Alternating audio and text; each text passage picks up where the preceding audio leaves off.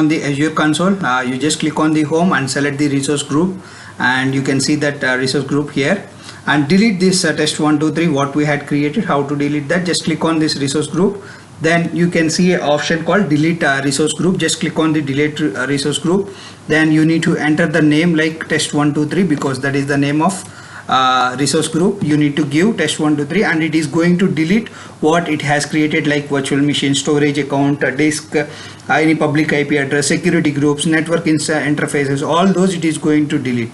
Now when I click on the delete, so you can see that it is going to delete. So you can see the deleting resource group is in progress. If you click on the notification, you can see it was in progress. So once this is successful, you won't be see all this resource whatever it was created. So it will take some time to delete all those, but right now I had used this virtual machine around 5 to 10 minutes. So I am going to charge, Azure is going to charge for that 5 to 10 minutes.